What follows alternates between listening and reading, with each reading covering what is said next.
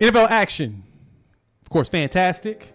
Appreciate y'all tuning in here on the YouTube channel. Make sure you like, subscribe, share. Sharing is caring. And then hit us up on the Unfair Fan Line, 430-901-1906. So, Jimmy, the Ravens, quote, the Ravens nevermore. Or Baltimore. Quote, the Ravens, Baltimore. They went out there and cooked the Los Angeles Chargers 34-6. The numbers themselves were not super impressive. It was just the fact that they held it down, Jimmy, the entire game, from the time of possession being 38-21 in the game to the Chargers only being able to muster up 208 points. So, Jimmy, I got a question for you. Is it fair to say that the NFL and opposing teams have now figured out the Baltimore Ravens? I think it is fair to say that. It is fair to say that they have figured it out and that they have figured out that there is nothing they can do to stop it at this time. Because, in this game, I think what makes this so crushing for the rest of the NFL and what really puts them on notice is that now what Baltimore has shown you really within these last 2 weeks is that they can beat you 4 different ways. We can either beat you with Lamar running, those games where he has 1 to 2 rushing touchdowns, over 100 yards, that just crushes you, especially on third down when he does that. Lamar can beat you passing, as he showed last week against the Colts. And the week before that. Everybody can beat you running, which is what they did in this game. When you have 3 running backs or 3 rushers who average 4.9 yards a carry or more, they can just run it down your throats. Or they can do it defensively, holding an offense like the LA Chargers to 6 points. So that defense, even though they lost Marcus Peters to start the season, and I hate that I dropped them in fantasy, they are still really good, or good enough to be able to do this, which is a combination of the defensive players that they still have, as well as the coaching and the schemes. So they can beat you 4 different ways. So if I'm an opposing team, especially if I'm in the AFC, that is what has me on notice, that they can beat you a number of ways.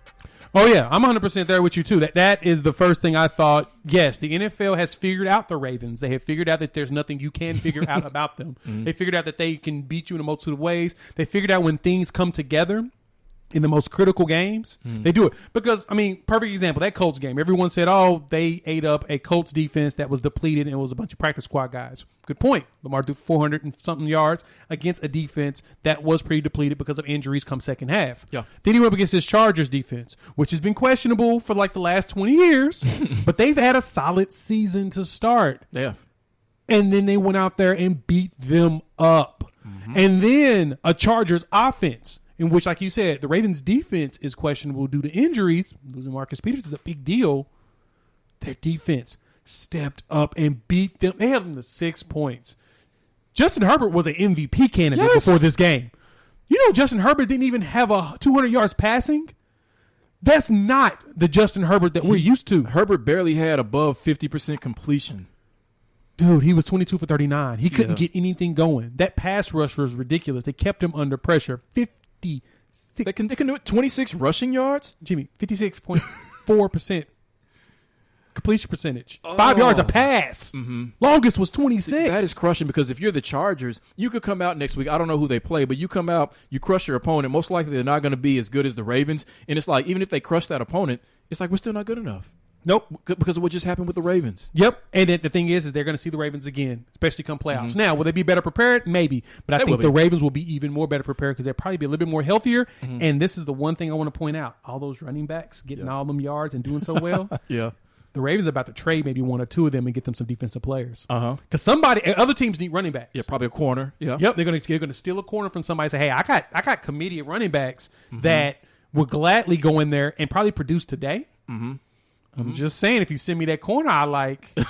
Right. He's just a nickel, but I could probably use him for more. Yeah. No, you know what was good about the running backs and what makes them even more of a bargaining chip is that they all, speaking of chips, all have a chip on their shoulder. All have been overlooked. Tyson Williams, you've been overlooked. Well, you barely drafted. Devontae Freeman, they said you were finished. Le'Veon Bell, they said you were finished. Latavius Murray, they didn't want to pay you. Latavius Murray, they said you were finished. Right. They've got it. I didn't even think about that. Now, I do have one worry, though, about Baltimore. Just one worry. I'm worried that this team is peaking too early.